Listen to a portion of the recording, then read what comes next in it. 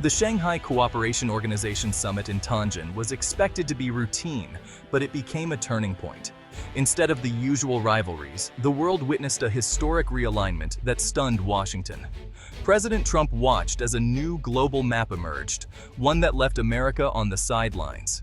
The summit announced the rise of a powerful bloc, India, China, and Russia, united and representing nearly half the world's population.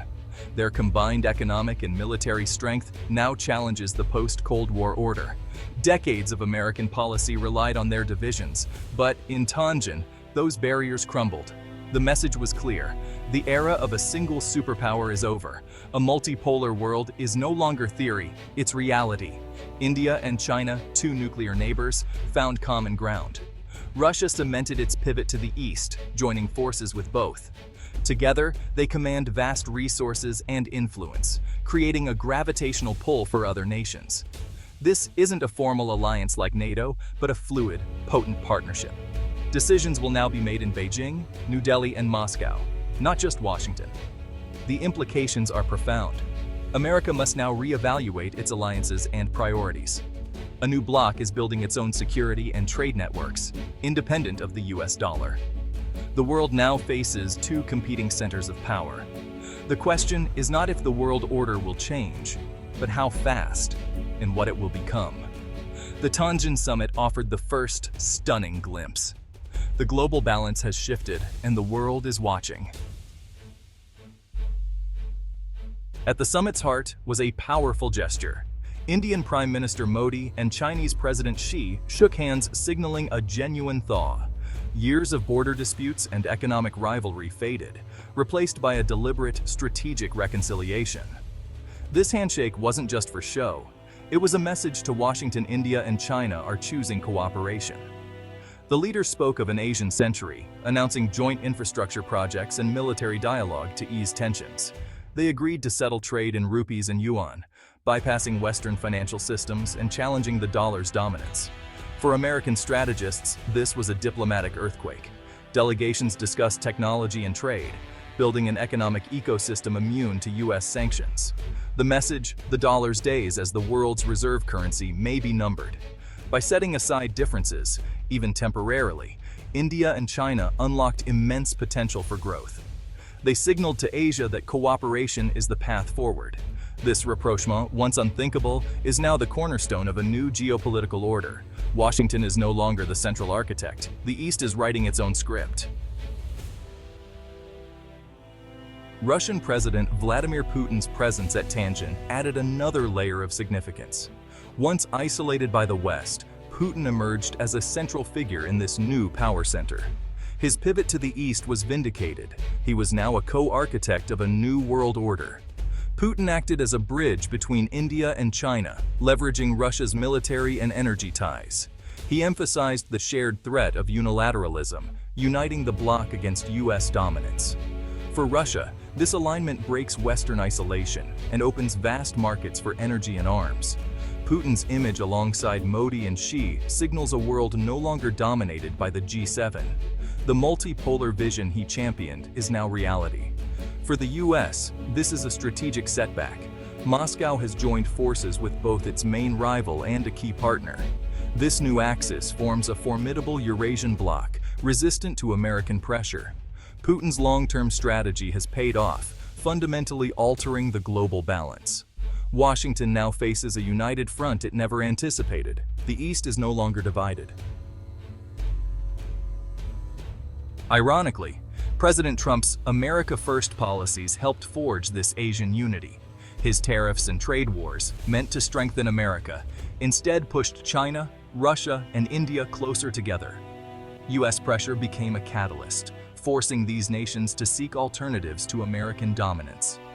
The SCO summit turned shared frustration into coordinated action, trading in local currencies, building new payment systems, and integrating supply chains.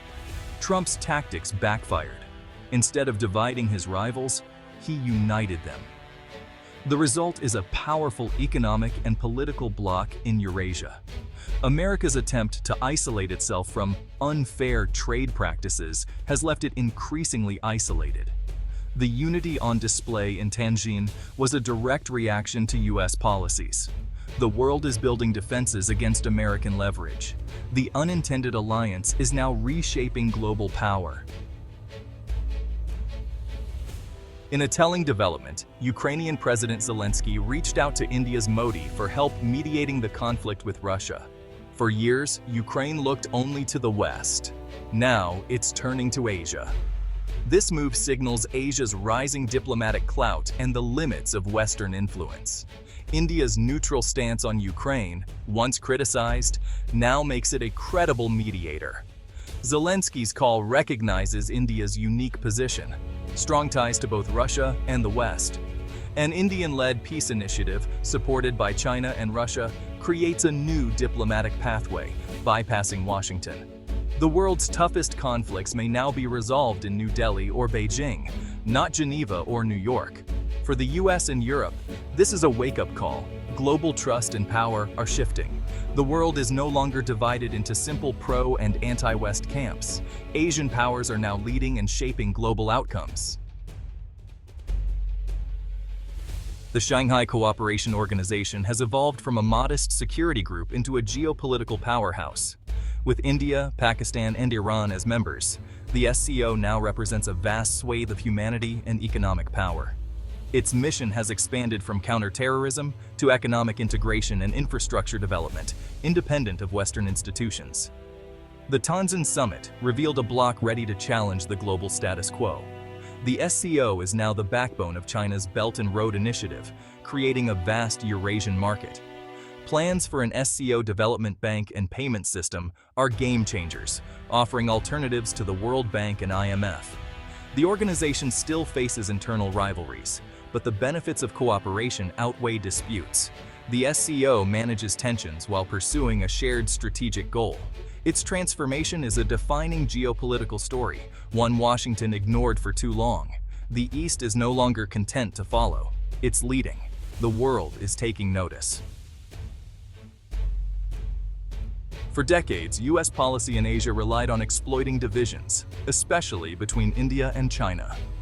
The Quad was built on this logic, positioning India as a counterweight to China.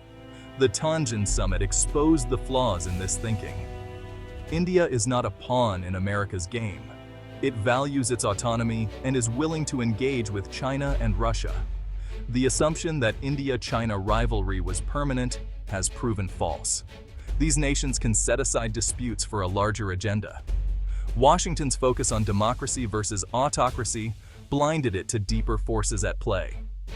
The desire for a multipolar world and frustration with US policies united the bloc. The US is left with an outdated playbook for a game that's changed.